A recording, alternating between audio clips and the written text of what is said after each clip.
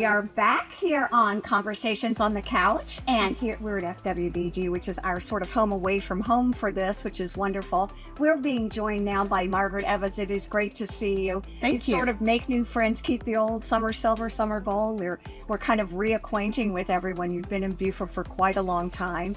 And Michael and Larry were sharing that you've been in the media forever and a day. We'd like to know about some of the things, some of the projects that you have going on. Right now, well, the same old projects that we've had going on for a long time. We have Lowcountry Weekly, which is a features kind of lifestyle publication, which is about to celebrate its 25th year in business. Which I can't believe it's 25 years I know, old. very excited about that. And about little over 5 years ago, we acquired the Island News, which was already going strong. And it's a regular community newspaper, a weekly newspaper that does all the old-fashioned things like high school sports and covering, the school board and the city council and things that a lot of small towns and even larger towns don't have papers like that anymore. Oh, that's great. And so we feel like we're serving a need there. You got your social columns and all of the... Well, we don't have as many social columns. I would like to revive the social column. Yeah, Revive that. that's right. I probably shouldn't put myself on record saying that, but some of the men in the company aren't as excited about that idea as I am.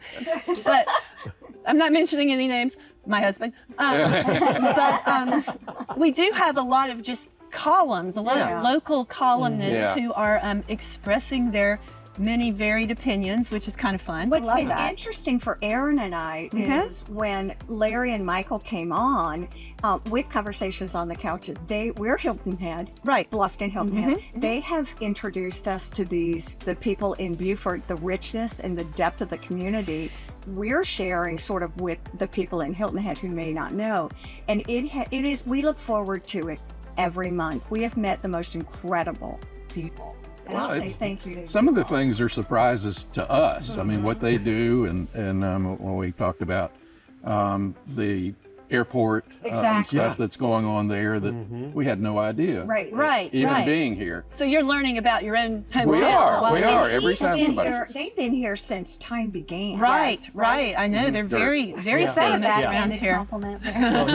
He was raw. Hey, that's just a payback. Well, I think when you're from a place or you've lived here a long time, you tend to just sort of take it for granted, and it takes people coming in from somewhere else to get you thinking about it again. We had a meeting with a newcomer to the town last week who wants to do some writing for a paper. And he was just so excited about Beaufort. And he was talking about this, that, the Reconstruction National Park and the Pat Conroy Literary Center and the Film Festival and all the stuff that we're like, oh, right, we've got all that here, don't we? Exactly. I mean, it truly is interesting. We were just talking. You had worked for Pat Conroy. Tell us about that. I did. When I first came here, gosh, over 30 years ago, I was in a whole different life, really. And he was my literary idol. I had studied him in graduate school. And I was living on Fripp Island, and I happened to meet him on the beach. And I said, Mr. Conroy, I'm your biggest fan. I would do anything for you. I would type for you. I would take out your trash. You don't even have to pay me. And he was like, well, kid, I need a research assistant, and I'll even pay you. So he hired me on the spot, and I worked for him for a few years. That was back in my 20s. And then again in my late 40s, he hired me to work with him on Story River Books, which was his project with USC Press to sort of elevate Southern writers who maybe weren't getting a break because the publishing biz has changed so much.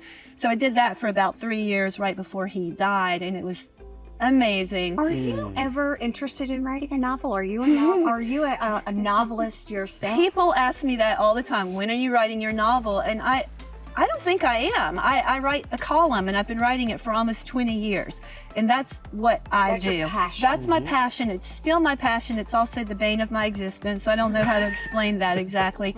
But if I did publish a book, I think it would be probably a collection of my columns. And tell us about your columns. How do you get your, next time when you come on. They're telling us